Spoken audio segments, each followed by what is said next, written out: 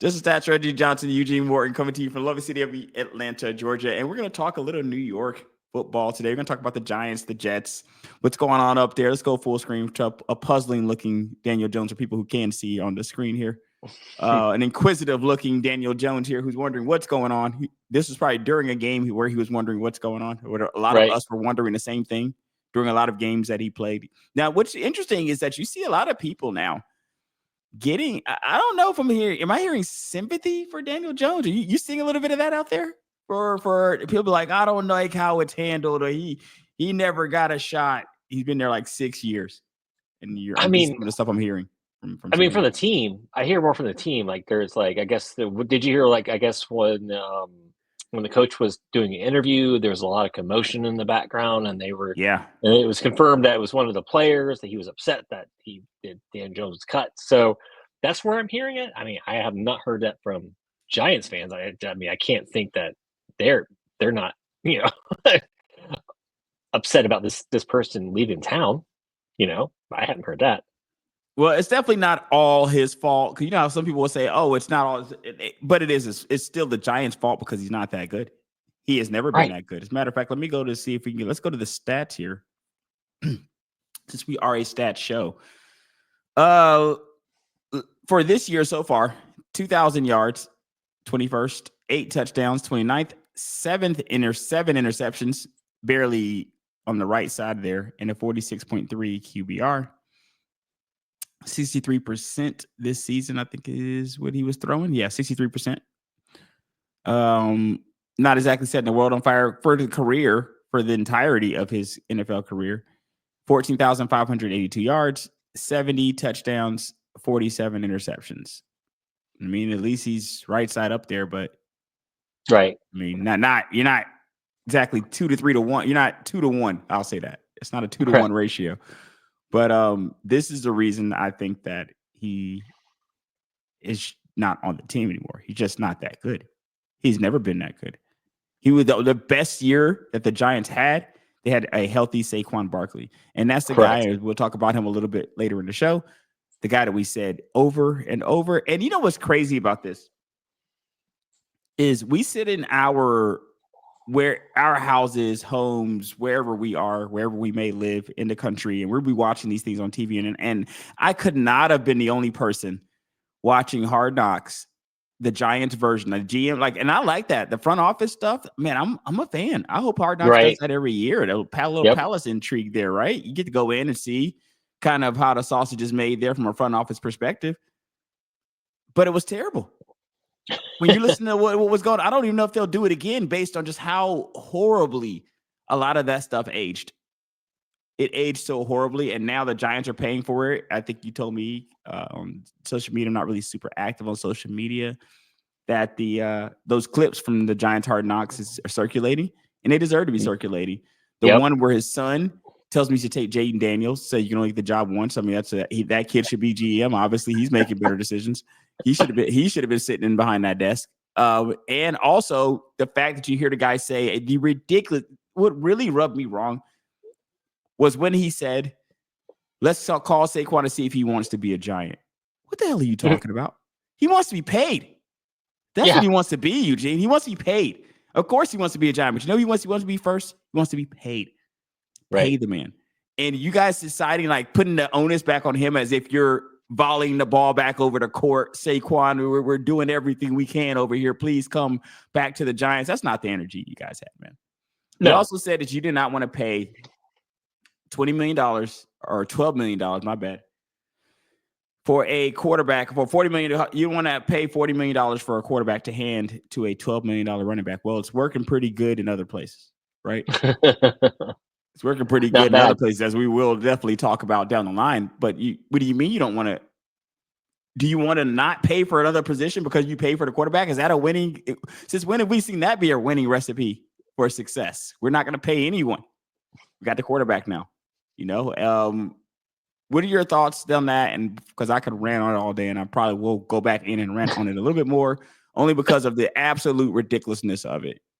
Well, not only did the kid come and say, "Hey, we should draft Joe, or we should draft Jaden Daniels," but also there's also the shot from the draft, and he's like, And even the coach was like, "Oh, no, we're sticking with Daniel Jones." So it's like, not only did you have a kid telling you, but then you have the grown up in the room saying, "No, we should stick with Daniel Jones is our guy." Who hasn't, like you said, who's had one season, right? And the one successful season he had was with Saquon. And then you also have the fact that you can't just throw away the running back position, right? You can't just throw it away at this point. Oh You yeah, have to invest some kind of money you into it. gotta start. You gotta start respecting it, right? It's interesting here. It is okay. Right, fine.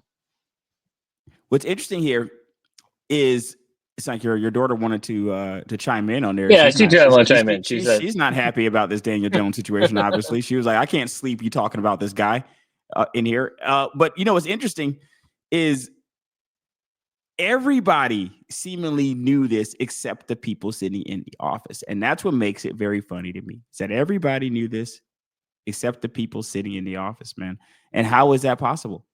How is that possible? Like, how is it possible that we all could see that trading your best player was not a good idea? That's what you've said. Trading your best player is never a good idea unless you are planning to rebuild. If you know you're not embracing that rebuild, you hold on to your best players. It's kind of strange to watch you guys from an outside looking into the Giants organization, pay somebody that kind of money. Go after a Brian Burns. You're paying money to somebody, but you're not paying it to your best player. And without your best player, the money that you're spending on these other guys is just not going to matter as what you're seeing, right? And the absolute travesty of trading the guy in your division. Who's responsible for that? Well, not even trading, right? They just let him go. That's the thing. They don't get anything back for him, right? They didn't get anything. Wait. Is that right? Am I right on that side? I think you might be right, man. I think they told Saquon to go and test the market. If I'm not mistaken, I'll go back and look and see if he just walked for absolutely nothing. Which means they definitely should be some heads rolling there in New York if that's the case. Yeah, because they was like, look, we're not going to franchise you. Go test doing the him market. A solid, right? They're doing him such a solid. Hey, man, listen, guys. We're not going to franchise you. I'm not going to hold your hands here, man. You go try to get the money, which he does in like 5 minutes. He comes back 5 minutes later. I got the money from another team. I mean, at least at the NBA, at least you have the shot, the signing trades. Like, at least guys, okay, can you at least come back? Let's sign and trade you. Maybe we get some things back for you. This wasn't even that. This is like, go see what your market value is. Oh, your market value is too high for us. Sorry. We'll see you later. Oh, goodness gracious. You know what's funny? Why even lie? Don't lie to yourself, man. And you saw the guys too in there trying to guess what Saquon could get on the market, looking like some clowns. Like, okay, can he get this? We don't really know what his market value. Oh yeah, everybody else knew his market value. Yeah, everybody else knew what it was. Everybody knew what it was because he was your best player. He was the best human being you had playing on your team. If you're paying another guy this $40 million a year, what do you think the market value is on the best player on your team, Eugene? It's absurd how they just like, it's like, you didn't realize this, and then he goes to a team that realizes his value and go, by the way, he doesn't have to, like, if he has an off game, which he hasn't had one of like last couple of weeks, but just say he does, they've got a talented roster around him that could pick him up. So you're not relying just on him every game. So it's a win. I'm just happy for him. He's actually in a spot where he can go to a playoff, get to the Super Bowl. So I'm just happy for Saquon. It's just sad for Giants fans. Well, I think the moral here is, if you are a GM on a football team and your best player wants to leave your team, you tell them no. No, you're not leaving my team. We're going to have to figure something else out. I don't know what you're going to do. You got to pull Lakers, man. For people who don't remember, Kobe Bean Bryant, the legendary, was going to leave the Lakers. And you know what the Lakers said? The Lakers said, no, please do not leave. You know what? Lamar said, I'm going to unfollow the Ravens, man. We're not going to talk no more. Until we get things figured out. You know what the Ravens said? Don't clean out that locker, brother. Don't Right. clean that locker out, Right. because you're not going. You're not going. That's what teams do to their best player. They tell them, I feel you. I know you're upset. Maybe we could work something out. But the last thing that's going to happen is you leaving my team. That part is not going to happen. So it's interesting here that you had such a misevaluation of talent that you felt that Daniel Jones was that person and not Saquon Barkley. Right. And what do we always say? What is our number one thing we say on the show? Sign the asset. And if the asset gets upset, you got to keep him. Trade it. Trade You him. got to move it when it gets distressed. Get something for it. Get something for it. I mean, you're right. You're not going to get a number one. Maybe you get a number two for Saquon, but maybe you get three or four round picks. I mean, in this day and age with the NFL, the more picks, like you especially when you're trying to rebuild, you need to build picks. And now what you've done, you've let Saquon go, and now you're cutting Daniel Jones going. So Daniel Jones, I mean, we know the second year of the contract was a better way to go, but that's still going to be dead cap money against your salary cap next year, which is going to help. It's going to hurt your rebuild. So, which you could have just maybe. Do you feel like Saquon. Daniel Jones was being mistreated at all here with the way that he was? Because they were saying so in Daniel Jones' defense here, because I'm not just going to pile on the guy. In his defense, they were some stories that he would play other positions. He was willing to play safety on the scout team and stuff. He was willing to do all kinds of stuff. Maybe play on a practice squad, different positions here and there. And the Giants was like, no, bro, we can't have you tripping and costing us millions of dollars out here. Right. So we're going to put you in bubble wrap and put you on the shelf. And he said, no, thanks. And maybe this works out for both parties here in the end. I feel like they definitely could have been handled better. Business is business. I don't think that is. I mean, $120 million, not or 160 was the deal? I think maybe he got 120 of that, 100 to 120 somewhere in there. Yeah, somewhere in there. Not crying him in a river for that. I mean, he's going to be okay. He's going to be okay. Yeah. So they pay all that money to a backup quarterback, basically. So there you go. Now let's talk about this because this was sent to me by one Eugene Morton. So Sam Block sent this tweet. It says the Giants let Saquon leave, the Titans let King Henry leave, the Raiders let Josh Jacobs leave. Those three teams are combined 7-26. Those three running backs are combined 24-9. Maybe, just maybe, elite running backs matter. Man. So this is absolutely true, right? I mean, we don't even need to spend a ton of time digging into this. All we have to do is pull up Saquon here and show that illustrate that this is absolutely a fact. As Saquon puts up quarterback numbers, quarterback yardage here for some of his games, it's an amazing thing to watch, right? You got guys, they still have something in the tank, and maybe the running back position, we have seen that you can start a Kyron Williams last year. Maybe he comes on or something like that, right? And maybe you can get some replacement at the position, but that doesn't mean that the elite guys are not still elite. And I feel like that is the problem right there, is discounting the very top of that tier, the very top tier running backs. They're discounting them as if they're not very top tier. And if they're not a very top tier running back is not an asset somehow. You're seeing how teams look at how the 49ers have looked this year without Christian McCaffrey being as good as he was last year. You know, without McCaffrey being the McCaffrey he was last year, the 49ers have looked pedestrian a lot of times this year. And what are your thoughts here on the tweet and just the thought that maybe running backs getting a little bit of revenge here coming into this year? Well, I mean, too, look at the QBRs for all those quarterbacks from last year, this year. Now that they have running backs, now teams have to respect the running game. Not like they didn't have good running, backs before, but now they have elite running backs. So now teams have to play like 70 guys on the block, right? And so, I looked at today.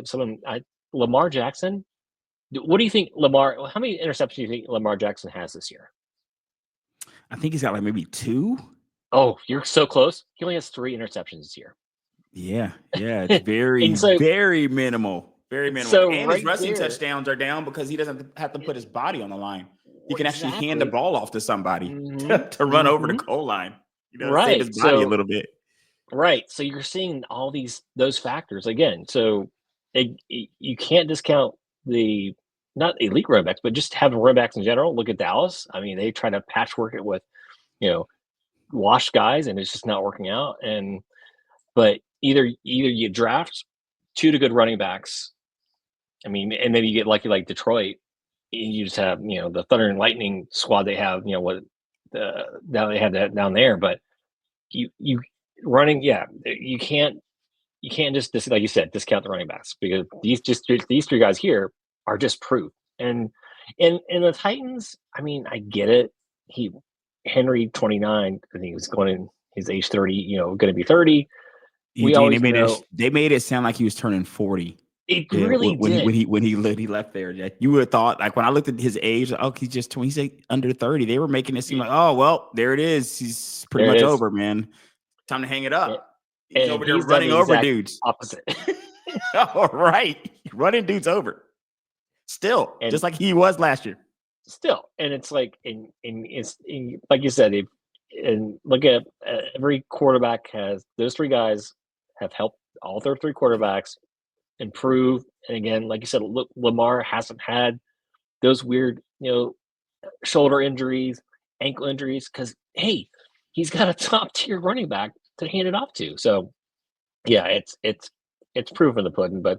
And plus those 3 teams, those teams just seem rudderless anyway. So it's like it makes sense to kind of like just let those guys go, because we knew the Raiders, we knew where the Titans were going to be this year. I mean, we kind of knew where the Giants were going to be. I mean, once they let Saquon go, so weren't surprised by that scat, but it is proof that you just can't let talent walk out the door. I think that's it, right? You can't just let talent walk out the door. Like, if you have an excellent corner, if you have an excellent linebacker, if I felt the same way when your Khalil Max and Roquan Smiths of the world were leaving teams, and I'm like, these are good players, and they're not just growing on trees, and you're going to overpay for another one later on down the line. So it's interesting that people maybe value these players a little bit differently than we value them. And I feel like the running backs are having a good resurgence of, when you look at the top teams. Let's go and look at some stats here. Let's look at stats for some running backs here in general. Okay, so if we go to the top 10 here, because another guy we failed to mention here, because we got Saquon, Derrick Henry, Josh Jacobs, but another guy is Joe Mixon and Aaron Jones. Let's talk about that, because I had 4 guys here listed. I had Saquon, Joe Mixon. Actually, I had 5. I had Saquon, Joe Mixon, Derrick Henry, Josh Jacobs, Aaron Jones are the 5 I had listed pre-show, of guys that may have probably disrespected and doing pretty good on their new in their new situations. They're all winning. They're all doing better than they were previously, except Jones. I feel like the Packers are still a pretty good team, so he would have been doing pretty well in the Packers, I'd imagine, if he had stayed there.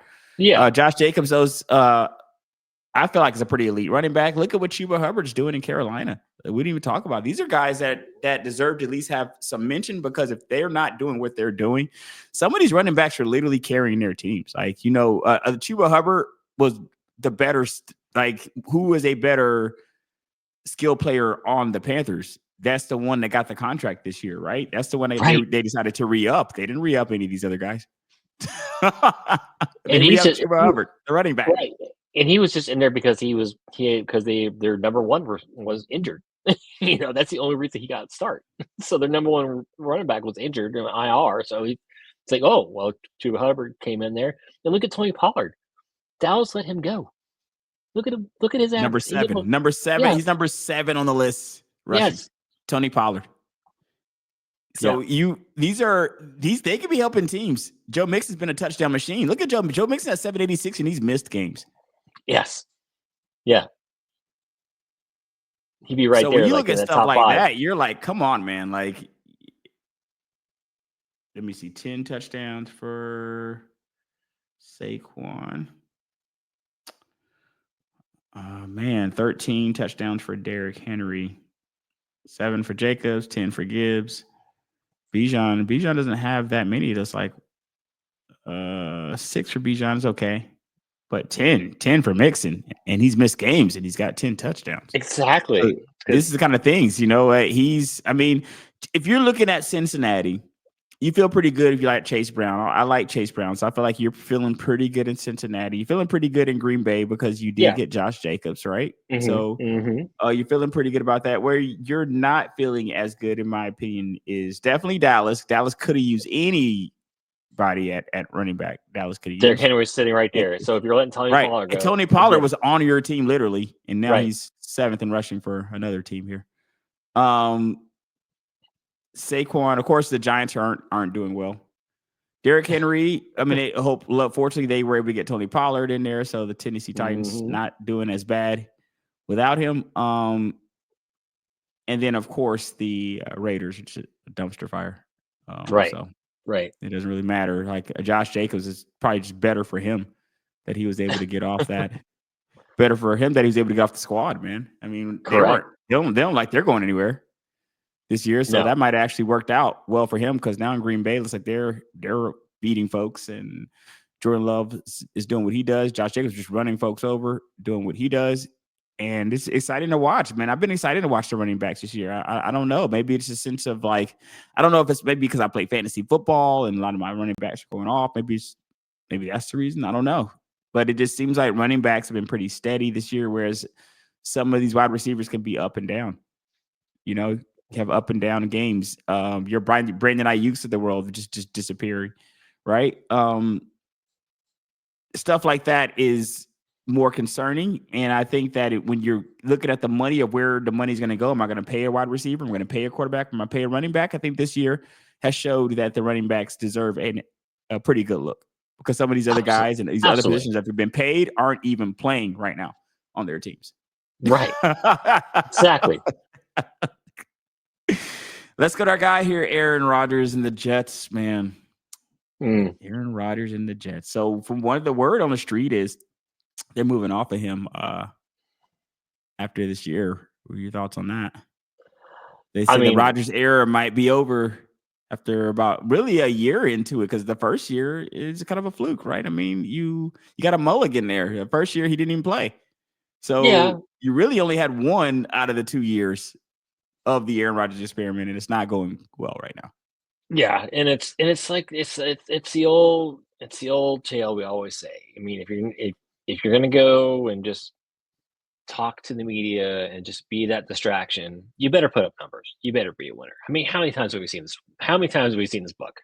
How many times have we read this book or seen the story? Or Steve Smith, Cam Newton, and just the list goes on and on. Right? Those guys, once they stop producing, if you're going to be just that person that's always going to be in the media complaining about this, talking about this or not, and just not being a teammate, well, when your numbers start falling off, now granted, he is 40, and I don't blame him. I don't want to get hit either. If I'm they knew he was going to be 40 before this year, though. True, they did. You see that captain C they have on that uniform there in the picture that we're showing for the audience that can see it. They knew that they were giving a 40-year-old man that C, man. Right. They knew who they were giving that to. And now this is what they get. Yeah. That's what they get, man. I mean, it's just funny because then my favorite thing is when they start showing the side by side comparisons between Zach Wilson last year to this year, where they're him against Rodgers, like they're almost like identical. So it's like that's disgusting, right? You're right. You got a future Hall of Famer versus a future backup. This is good. They pretty much mirror the same statistics. Who's to blame here? Who do you lay the blame on? Because they fired was it Joe Douglas? They fired their GM. So Saleh got fired a while back ago. Then they fired the GM. Now I didn't think the GM was terrible. I like some of the players. I think they have. Did you see his draft picks? They showed his draft picks. What he got. I mean, it was like. I was like, oh, you forgot what he did. It's like, oh, he brought in a lot of talent. He had some good players. They just didn't add up, but it wasn't for lack of effort on his part. I mean, you got some guys there that if teams were to come in and they could do some shopping on your teams, a few guys they'd want. Like you could always tell how good of a job your GM does by how much another team would fleece your team or try to come in and get players off your team if you decide to blow it up. If you decide to blow it up, are they coming for 2-year players? Are they coming for 5-year players? If they're coming for 5 or 6-year players, that means you have 5. You've got good guys on your team. You guys maybe underperforming. it's kind of like how I felt the Chargers were for year after year. They always seem to have guys on their teams just not putting it together for some reason. And the Jets are like that. So I don't know if he deserved to be fired, but what he do? And I think at the end of the day, it's going to come down to the ownership, which tends to come down to when you have rotating coaches and rotating players and stuff like that, and you can't seem to get the culture nailed down. Look what happened in Washington, man. They got Dan Snyder. That thing seemed like it changed overnight, man. Jaden Daniels, that thing's off to the races. It's like a new day in Washington. Right, and that's the thing. And I look back at the draft before I jumped on the podcast just to see what they could have drafted before, but besides Zach Wilson, and there wasn't. I mean, quarterback wise, there was nothing there. I mean, that was the Mac Jones. Trevor Lawrence was the first pick, and we're still kind of on the fence on what he's going to be, right? So that may not even be still a home run pick.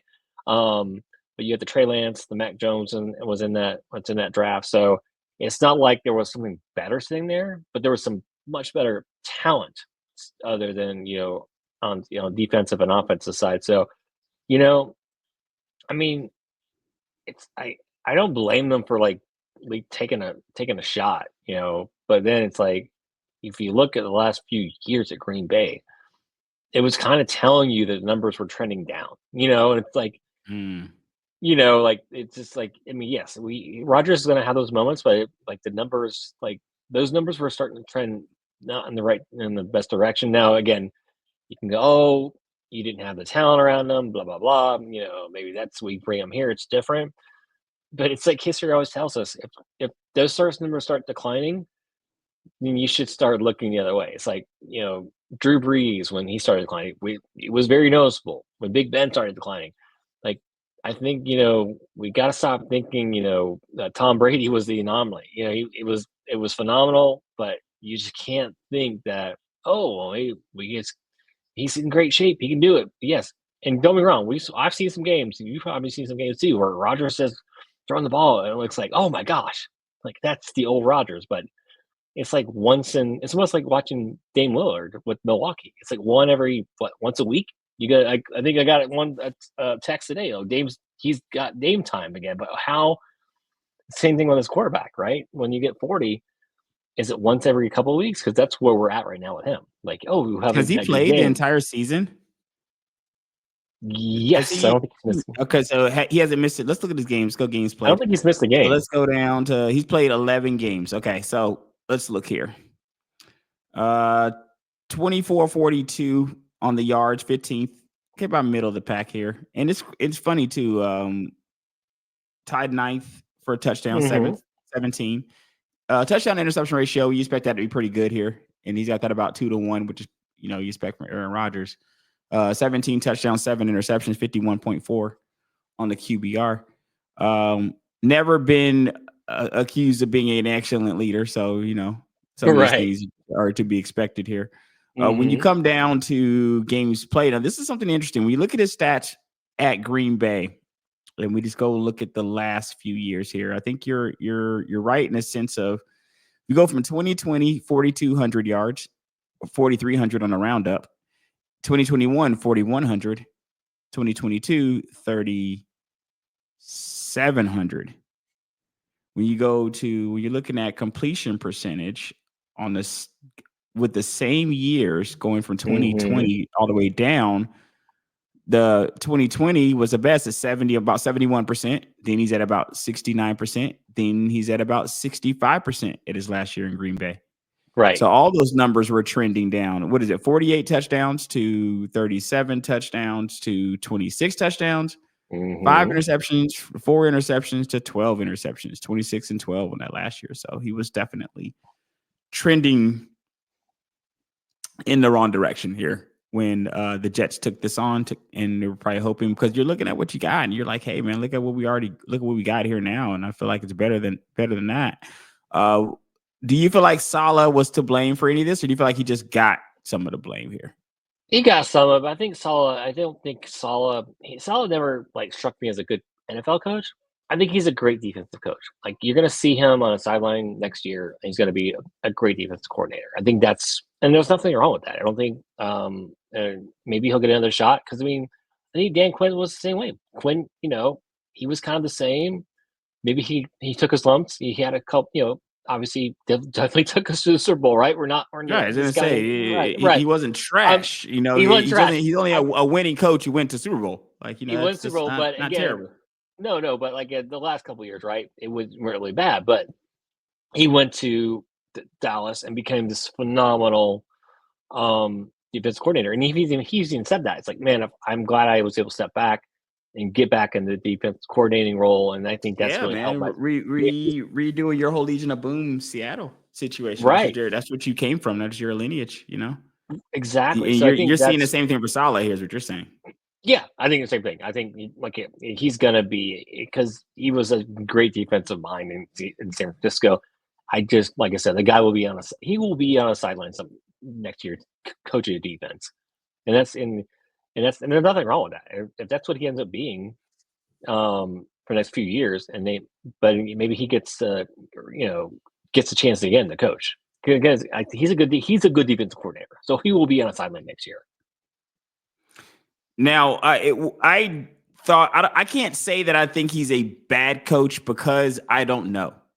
I don't know. Right. It's always hard for me to evaluate coaches when they're missing key positions. So when you're missing your quarterback, it's so hard to evaluate you because I don't know and you've seen Bill Belichick get fired missing his quarterback. Like you don't ever know what these guys are when their teams are just missing main pieces. There's not really Right. next man up quarterbacks out there for people who love to use that term. The next man up. Oh, it's just next man up. You don't tend to have next man up sitting on your bench out there. Not a lot No. of Michael Penix type situations, right? Sitting out there. There's not a lot of situations like that out there. So you can't miss next man up that. And I feel like that's what happened to Robert Saleh the first year. Right. With this year, they're just not necessarily putting together. I'm not sure if that's his fault or not, but you are the coach. I guess this is how it works. But I really wish he got a chance to finish this out for the year. I don't think he deserved for it all to fall on him. And as we end here on our boy, Woody Johnson is always rocking that Woody chain, which I love so much that I oftentimes see him in rocking the chain. When it comes to the only blame I will lay here is there's some thought here that people were saying that he was interfering, wanted to bench Aaron Rodgers for Tyrod Taylor early in the season.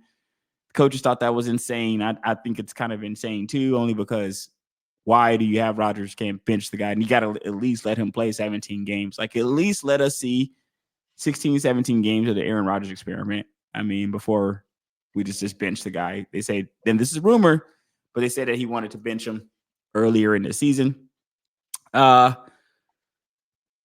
If I could lay anything at the guy's feet, it would be probably that, just in the sense of like, you don't really want to see owners meddling in football decisions. It rarely ever goes well if Right. this is true. But at the same time, I mean, maybe you're just you're spinning your wheels here, trying to figure out different things. They said that there was a fracture in the relationship with him and Saleh, and then shortly after, Saleh was fired. Stuff like that I don't really like, because it comes all across as emotional, and your team is just not that good, bro. Right. Your team is just not that good. With some of these owners and the thing that asked, I thought the same thing with Tepper. Like, last year when they're firing Kobe and Frank Reich, I think got fired very early. Your team's not good. Right. Your team's not good. You guys have traded away all your good players. You traded away DJ Moore. You traded away Christian McCaffrey. Like you traded all your players. So when you trade all your players, you traded away Brian Burns, right? All your players are gone on that team. So you're not going to have a good team. And there's not going to be a miracle you can work. So that's where I kind of don't get owners when they're saying, oh, they got a rich, he's a billionaire, he's impatient. Well, you being impatient doesn't mean you have a starting quarterback now. Or you being impatient doesn't mean that all of a sudden now you got to multiple star receivers.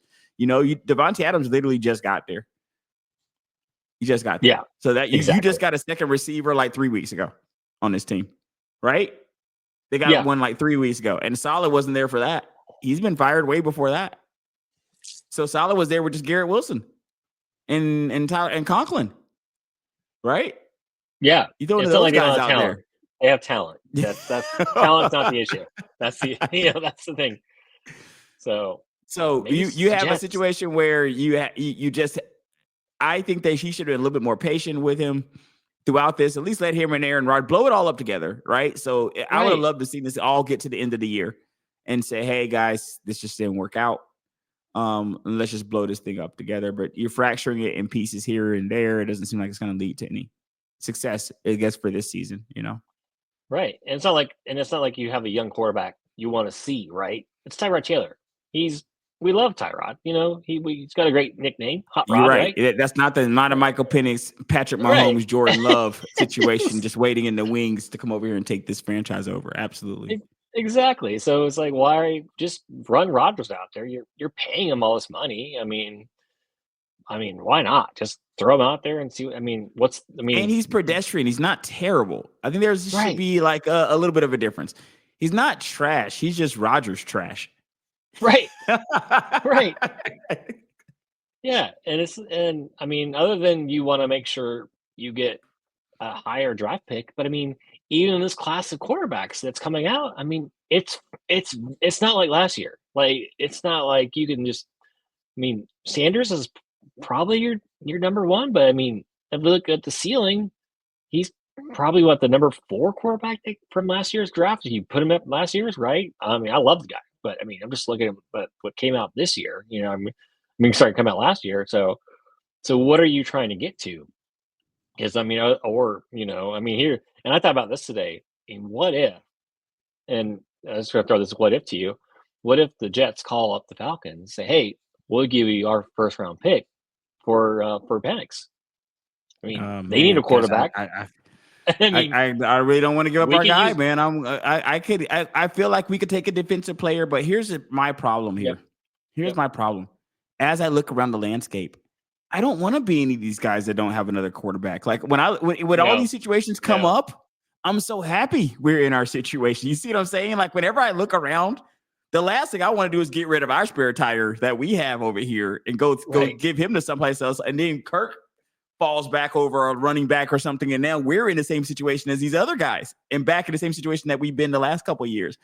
Right. I am very happy that we got a guy in the wings, man. I just don't want to be these other teams. I look at what these other teams got going. I look at the fact that they're usually one injury away from disaster for their franchise. And I feel like we're at least a couple injuries away. we're not like super, but at least we got a couple guys. I'm not anxious to give that away, even though I do see why you would think about it because there's some great players. Jared Verse, I really like him and what he's doing for the Rams, man. A player like that would be amazing here for the pass rush. Right. But at the same time, I just don't want to be a team that does not have another quarterback that seems that I can viably put into the game and feel decent about. You know what I mean? I feel like I haven't just given up on my entire season. Or when they say who the backup is, you're like Google searching, like, who's this guy? I didn't even know. Right. Guys you even know are still playing in the league. You're looking up guys like, Taylor's in the league. There's guys that are going to be like that. You know what's funny? I just looked up Zach Wilson. Hold on. Stop the presses here. Let me go to Zach Wilson here. Hold on. Let's go to Zach's stat for people who feel like maybe Rodgers. So look at that. Let's freeze frame Rodgers though. Rodgers 20. Let me tell you how trash. This is how trash Zach Wilson is. This is how trash he is. 24-42, okay, for Rodgers. All right. Mm-hmm.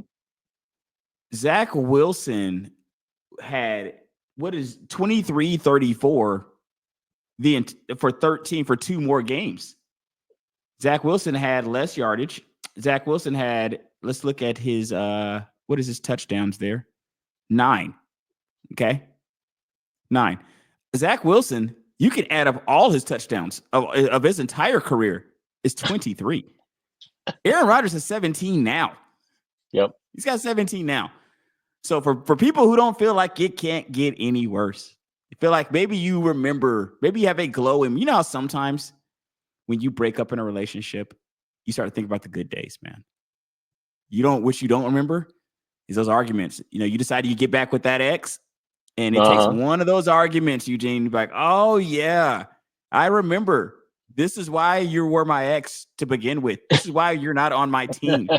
You know what I mean? And that these people need to have some soul searching for our guy Zach Wilson here, who has 23-34 for the entirety of his 2023 campaign season before he got yanked. I just think that, hey guys, for people who let's Let's pump the brakes a little bit. Let's go back to Aaron Rodgers here. He's by the way, it was 2271. It was 2271 for his 2023 career or his stats. By the way, it's not like it's much different. Oh, wait, my bad. Wait a second. Okay. I gave Zach his 2021 season. Yeah, it's at 23-34. Yeah. I'm being way too nice to this guy because at the same time he was not only down some yardage there, but I want to say he had single digits. He had less touchdowns that season. Yes, he had 8 touchdowns that season. Mm. Yeah. For people who have a glowing memory of our guy Zach, just remember 8 touchdowns. See if that. How do you like that? You're complaining about 17. You're 17. You're ready to shut the guy down. You want to throw Aaron Rodgers out of here at 17 touchdowns. How quickly we forget a year ago. Exactly. We forget a year. And this is a situation that I'm talking about, man. I don't want to be these guys, Eugene. I don't want to be in a situation, Eugene, where I'm having to think about what my franchise is going to look like if my quarterback gets hurt. I don't want to think about it, man. I don't want to think about it. It would take, what kind of offer would we have to get, Eugene? Like for me to move off Michael Penix, it had to be first round. The offer would have to be incredible. It would have to be an incredible offer. You know what I mean? Because you got to think, it's not always just getting the pick to pick the player you want, or it's not always getting a certain pick, but it's having circumstances fall to where that player falls to you. So not only did we have our pick last year, we had a pick where we got a quarterback that we like of the future fall to us at said pick. Now we all know if that draft was to be redone, some of those teams are reaching for a quarterback before we get to him. Like they're taking Penix out of there before we get him at where we got him at. So I'm looking at it as like, well, we got a value. I'm not really rushing to just throw our value out the door here, man. I want to see what we got, because if he ends up being very good, it can come back to bite us. Let's say we get a safety or something with a first round. We get a good safety or something, but Penix goes on and tear it up for a decade or so afterwards. Yeah. I would have rather had Penix for the decade. I know. I was just throwing the hypothetical out there because our pass rush has been horrible this year. But again, we can always address that in free agency. And again, what if a team gets desperate? What if they say 2 first rounders? Do you have to go at 2 first rounders? I think you have first rounders. 2 first rounders. You got to go. You think? If it's one of those ones where it's like, where we get the first round this year, and then maybe they add like the clause next year, like he has to play so many penalties, like they did with Rodgers, right? Had to play so many games, average so many yards, and then it becomes either it stays the first round, or if he doesn't do that, then it qualifies to a second round. But yeah, it had to be something like that because he's like you said, quarterbacks are their value is so high right now. It's like you can see, look at all the teams that are in playoff hunt. Every team has a quarterback. I mean, even, and if you don't, you have like Minnesota. I mean, we could say what you want about Darnold, but I mean, look, he has 2 good receivers. Pretty darn good to me. Good receiver. I tell you that. 2 good receivers, good running back, good defense. Look at Denver. Good running back, good receiver, good defense. So like, if you can't get the star quarterback right now, you at least build it the other way. So it's like, but the majority of the teams, what's the number one thing they have is a starting quarterback. Very true. This is Just a Stats. Check us out. Search iHeartRadio, Google Podcasts, Apple Podcasts, Spotify, wherever you find your podcast. See you next time, ladies and gents.